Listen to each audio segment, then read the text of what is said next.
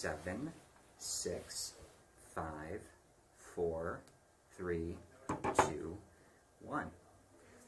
First question is the easiest. If you could just say and spell your name, please. It's Eric Smith. Eric, oh, jeez, that's not how to spell my name. Yeah, it's not a very difficult one. EricSmith. Cool. So tell me where you were on Sunday afternoon as the Browns were having not their best game ever.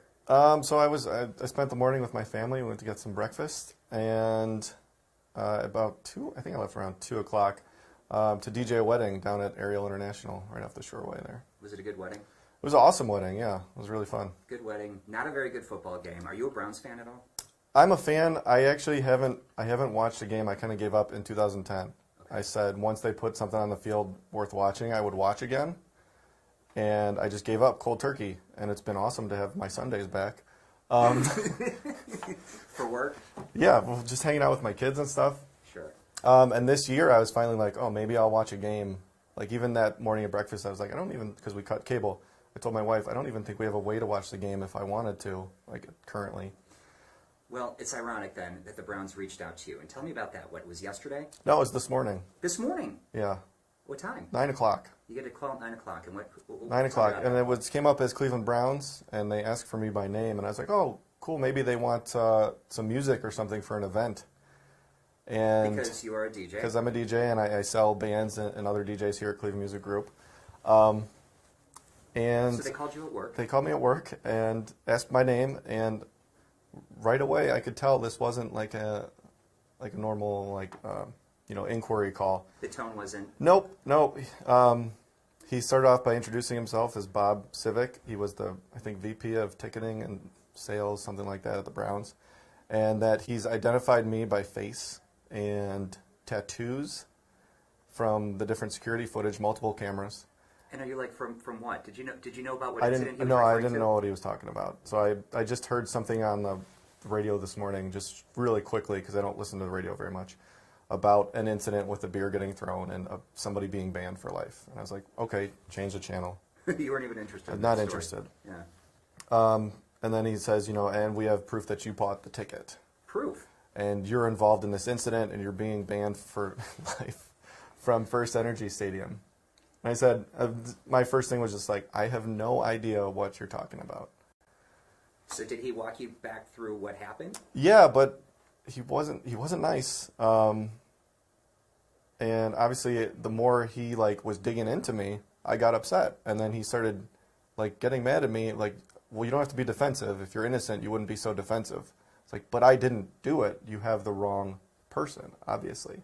So there were some physical characteristics that they used. Tell me what evidence was sort of leveled against you in this case. There was a physical resemblance, supposedly? So, yeah, he said they match my face and my inner arm tattoo, which I do have a tattoo on my inner arm, a flower. And, at some point, initially I was just like, okay, get out of here, don't talk to me. And he asked for my information. I was like, I'm not going to give you my information. And then later on, the more he dug in, I was like, okay, now I want to see everything that you have. So I told him, please send me everything. So I gave him my email address, gave him my cell phone number. I haven't heard from him yet. And I was like, what is my tattoo on my arm? And he's like, I don't know, it's like a star or something. I don't know. It's like, all right, it's close enough. It's possible somebody else has a tattoo like that. And the beard, I watched the video after the fact. I actually pulled it up while I was on the phone with him. I knew it wasn't me. I was like, I don't own a Baker Mayfield jersey. I don't wear a white hat. I don't even think I have brown slacks. And you said even your wife weighed in. What did she say? That's classic. My wife just texted me right before we started, and she looked at the video and she said, you're not that skinny. Very nice. Yes. And what else has the reaction been like? Because as the story is picking up traction, this is a lot of people are curious who this person was who poured the beer. Right. What else have you been hearing from people? I mean, my notifications are just going off like crazy. I don't know if I can mention, did the article, and it's just, I'm getting tagged all over the place on stuff. So, another thing, though, that linked them to you, allegedly, was the name Eric Smith. So what? Right. There's an Eric Smith who apparently bought tickets. They named the site that was used to buy the tickets, and then that my name was the person that bought the tickets. And so they believe in Eric Smith bought tickets, but that Eric Smith could have given those tickets to someone else, that Eric Smith could have sold those tickets. There are a lot of things. Right. He wasn't backing down on anything. When I was trying to explain to him, I was with my family. I haven't been to a game in 10 years. I don't care about the Browns very much. And he was like, well, then it shouldn't matter to you that you're banned. And I was like, I might not go to a game in the future, but I'd like the chance to and not be banned, and I'd like to go to concerts there. And he called my work, which is very weird. I was not really okay with that. Yeah. So, what does being banned look like? Did they get into that at all? Do you get a letter? Facial recognition technology when you go Yeah, to I don't know. Like maybe something pops up if like an Eric Smith buys a ticket in one of those systems that he was talking about. I don't know. I think he tried to explain it to me, but I was so amped up that at the end of the phone call, I just didn't really pay that much attention to what he was saying. I keep thinking of the Shaggy Wasn't Me song as we talk about this, because of course. How else do you try to prove your innocence? Right. Have you considered whether you would go to litigation over this? I mean, they never named you. They never and said that it's Eric Smith. You're coming forward and saying, I'm Eric Smith, and I got this call, and I look like this guy, and it isn't me. Sure. I really want to put it out there because I don't want to be banned, and I don't know how else to not be banned than let people know, like, hey, the Browns have the wrong person.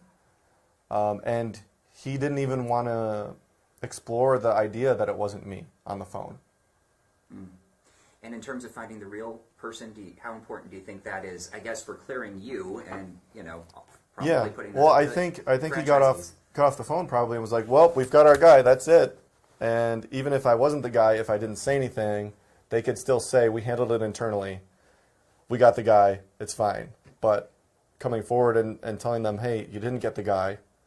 I don't want to be banned. Whether or not I'm going to go to the game is beyond the point. It's principle." And you haven't heard from them since 9 o'clock this morning? They morning? haven't reached back out. No, you'd think they would. Is there any way they could make this right for you? I don't know. I really don't know. Yeah, it's not how my Wednesday, how I thought my Wednesday was going to go when I got to work this morning. Understood. Any other part of this story that stands out? I think I'm good. I think I have a handle on it, but anything else you want people to know? I mean, I'm a Browns fan. Like, I was planning on watching this year. They're not off to a great start, but I wasn't going to ignore them like I had been in the past. I've been enjoying my Sundays, but I don't know. And somewhere there's a doppelganger. Somewhere. I get people telling me I look like someone all the time. And who do you usually get? I won a contest. About, what was that, 10 years ago now, when I weighed a little bit more even. For dressing up as Alan from the Hangover. I was going to say Galifianakis. Yeah, Zach Galifianakis. I won $500. You get Zach Galifianakis. Yeah. That'd be a good Halloween costume strap. Right. So maybe it was him. I don't know if he has a tattoo or not. So. Did you think this was a hoax or some sort of prank being played on you? No, because why would someone do that? I don't even understand. Like, why would someone know the name of the vice president of ticketing and sales and then be like, I'm going to call Eric because he doesn't care about the Browns and tell him that? But yeah, I mean, it came up as Browns on our system. Have you Googled him and looked for this picture? Yep, I have. Okay. When you, how can I say it? So when you presented the facts that you had in front of him, how was he? Was he just like whatever you're? Oh, he wasn't having it at all. He didn't want to hear that I wasn't there. He didn't want to hear. He shamed me for not being a fan anymore. But yeah, he just doubled down really. Yeah. And did you tell him you could provide proof that you were? Yeah. DJing? And he's like, "That's fine, Eric. That's fine. We've got you. We know it was you." Yeah, you're at a wedding. You're playing music. Yeah, it was. How many they witnesses? Yeah, there was approximately 130 guests at the wedding, probably 20 catering. They were listening to the game when I got there to start setting up. So you have many alibis. Yes. Okay. Yeah. Cool. Well, thank you very much for talking to us. Of course. I appreciate it. It's fascinating. That it is. All right. Go Browns. Sure, go Browns, I guess. Yeah. Yeah. Keep your beer in your cup. Yeah, I might have to shave. By the way, what kind of beer do you drink? Me? Yeah. Oh, I like a Butcher and Brewer Albino Stout.